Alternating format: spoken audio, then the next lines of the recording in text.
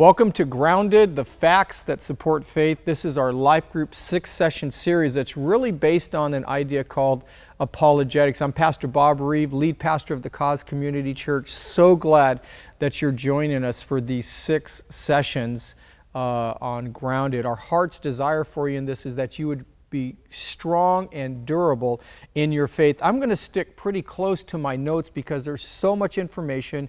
It's a little bit of a lecture style here anyway. So let me read to you what my objective is for our 6 sessions together. A primary difference and the critical distinction between Christianity and other religions is that our faith is anchored in actual events that can be tested for historicity and validity. Part of the objective is to help you be confident in the facts of our faith and the evidences for our faith. And it is an important issue because Paul himself said this about the most critical issue in our faith, which is the resurrection, and we will look at that in one of our sessions together. He said this in 1 Corinthians chapter 15, around verse 14. He's talking about the resurrection in this extended discourse. Paul says, "And if Christ is not risen, then our preaching is empty, and your faith also is empty." He continues, "Yes, and we are found false witnesses of God, because we have testified of God that He raised up Christ, whom He did not raise up, if in fact the dead do not rise. For if the dead do not rise, then Christ is not risen. If Christ is not risen, then your faith is futile." Listen, the truth of Christianity, evidenced in history, is critical to the reality of our faith. There is no other system of thinking or world religion to where historical validity is so critical and important. But that is true in our faith, and I'm glad it's that way, because Jesus said, "I am the way, the truth, and the life. No man comes to the Father but through me." So we're going to be talking about this. Now I'm just going to point out to you some really great books in the area of apologetics, or the defense of the faith. And they're here simply, here we go. One is called The End of Reason. The End of Reason by Ravi Zacharias. He's actually one of the most popular writers in this area of study right now. Another one is by one of the great Bible teachers called John Stott, theologians in our generation. And this one's called Why I Am a Christian. Then one of the great apologists for the faith is Norman Geisler. This is a fairly complete study called When Skeptics Ask. It's a very thorough look at why we believe, what we believe, the confidence behind that. It's really a great resource for you to have.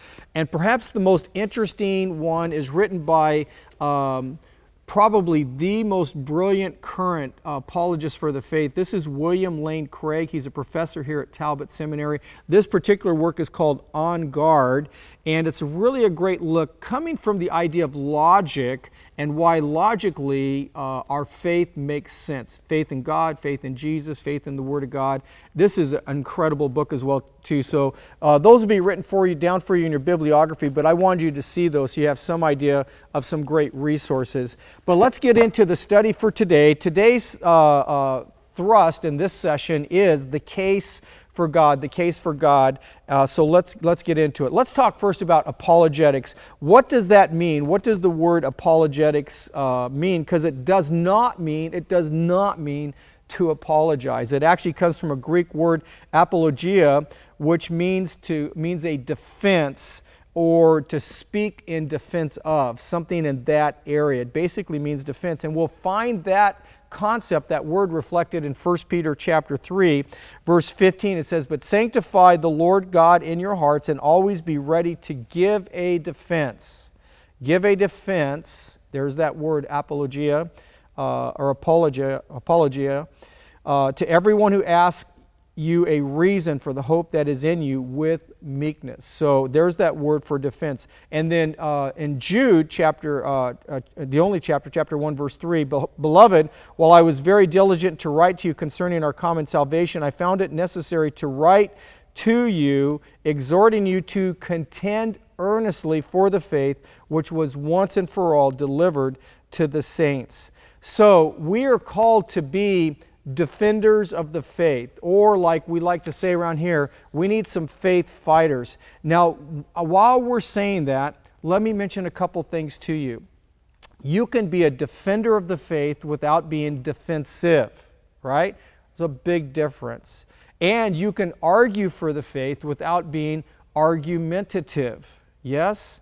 And so we want to be defenders of the faith, but not be defensive.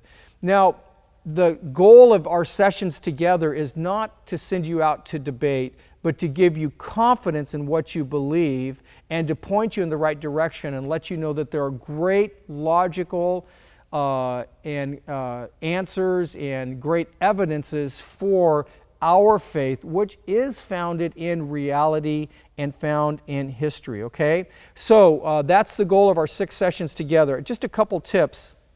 Remember that let's don't ask questions that nobody, let's don't answer questions that nobody is asking.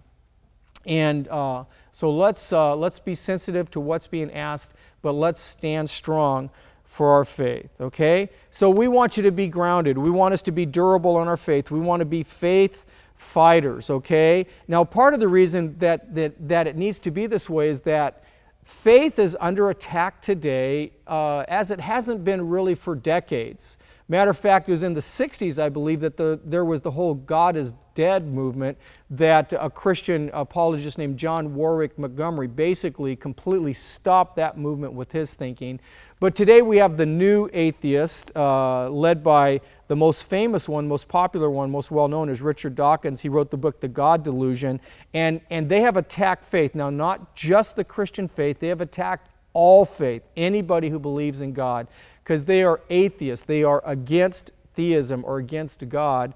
And so there is an attack that is mounted in the world today against any people of faith. There's a academic, pseudo-intellectual environment that the world is being encouraged to embrace that basically says that there is no longer any need for any religion, because science has either answered or will answer any questions that anybody would happen to have, which is actually pretty short-sighted on their part, because science can explain how something happens. Science can never explain why something happens. The why has to be left up to theologians or philosophers. This is an area that science does not do well in. They might explain how, but they never can address the issue why very well. So faith is under attack, and so the idea of being ready to be a faith fighter is a good thing to understand, okay? Now, in our 6 sessions together, we're going to cover a wide range of topics. In just a moment, we're going to be talking about the case for God. But I want to throw this out to you as an invitation. I would like your group to send to me any of the difficult questions that you would like us to address prior to the end of these sessions. And I will focus either the one or the last 2 life group sessions on just answering questions, the difficult questions of being that might be out there that might cause you concern, you'd like to know a response to. So in your group at some point in time, see if there's any questions that you would like to send to me, and your leader can get them to me, okay? So in this session, we're going to be laying the critical foundation for our thinking with definition, clarification, and some basic understandings. We're going to explore the question, why does God exist? Or question, does God exist? Excuse me. And then we're going to suggest some rationale for you why any thoughtful seeker of God or spiritual things should start with Christianity, which might be interesting to you. I know it is to me. Okay, let me tackle some key concepts that will form the basis for your time together and how we're going to be thinking about this both in this session and in the future ones.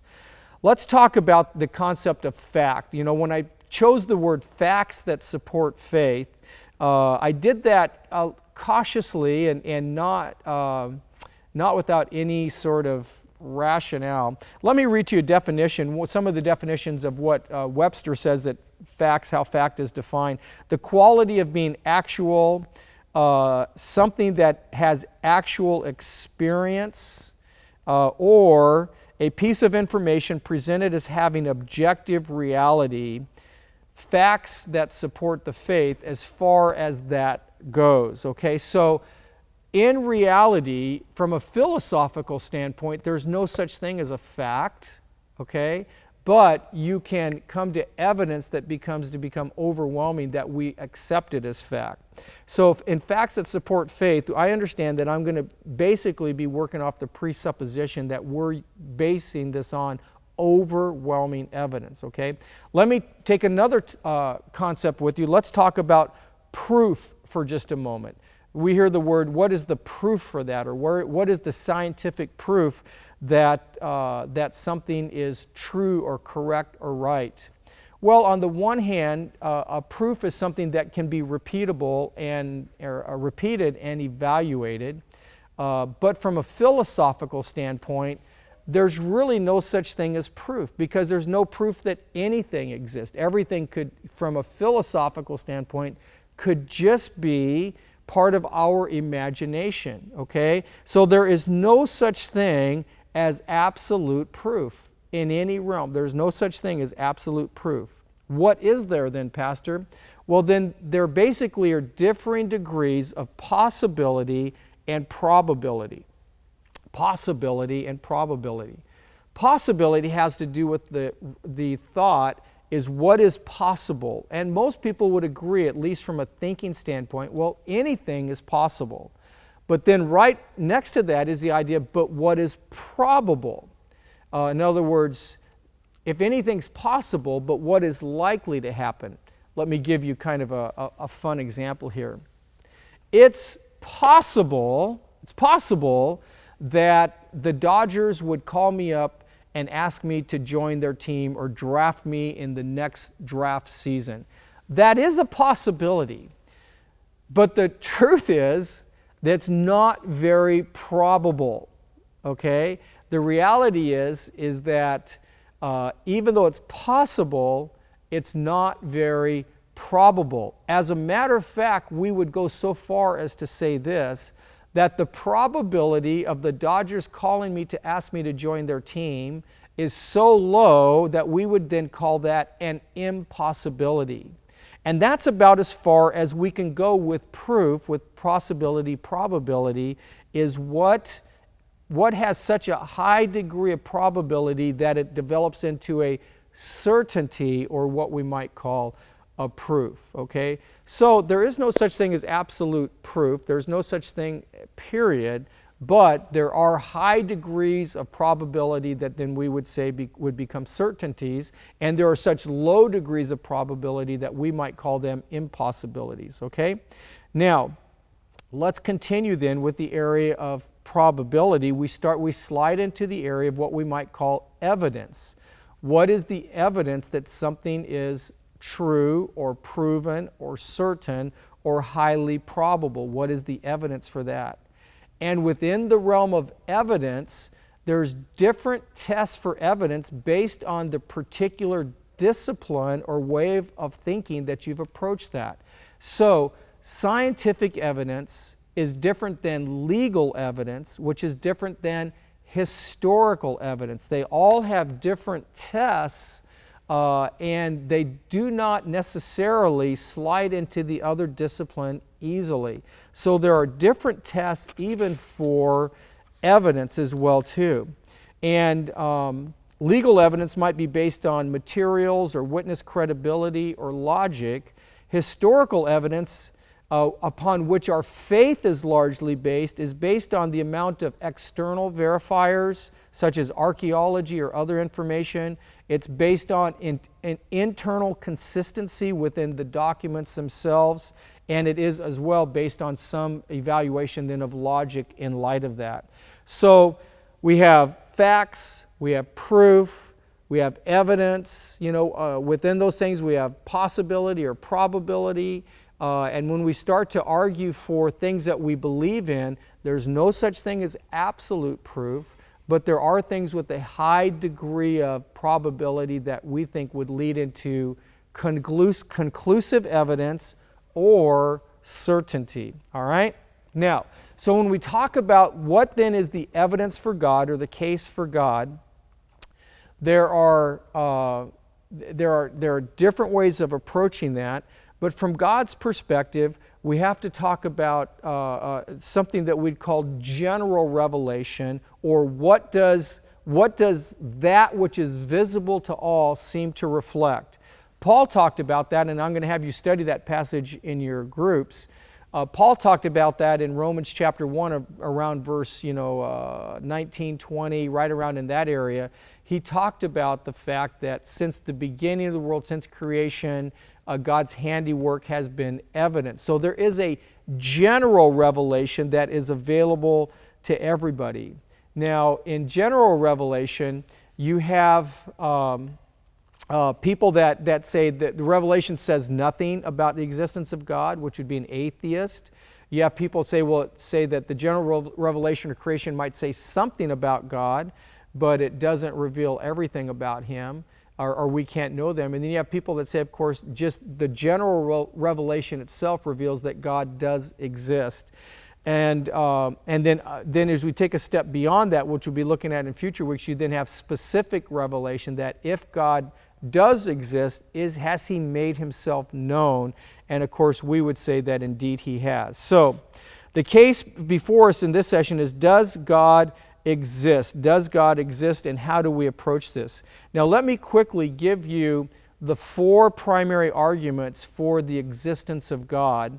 The first one is the cosmological argument, which is the one I just talked to you about, which is the fact that the worlds are created, they're there, they would indicate that there must have been an initial cause. That's an incredibly good argument for the case of God's existence, even though the new atheists of today say that argument's been defeated. That's not the case in any way. That's the cosmological argument. There's the teleological argument that basically is the argument of design, is that not only do the worlds exist, but they exhibit tremendous design, that these things could not have happened without some sort of intelligent or specific input into them. That's the teleological argument. And then the 2 other most popular ones are the ontological argument, which has to do with the fact that if the awareness of God is within me, then only God Himself could have put that there. That's not quite as popular as an argument. And then, of course, another one that is an interesting argument for the existence of God is called the moral law argument, which basically says that because there's a sense of morality, there must be a God who has inserted some sense of right and wrong into us, because otherwise there would be no reason for that. So those are the 4 primary arguments for the existence of God: cosmological, teleological, ontological, and the moral law argument, which are basically arguments for logic. Now, none of this we've talked about argues the case for Christ, but it does argue for the existence of God. In your groups, I'm going to have you look together at some Bible passages and study as well some other concepts as we talk about the case for God in your life group session. Have a great time together, and I can't wait to see you until the next one.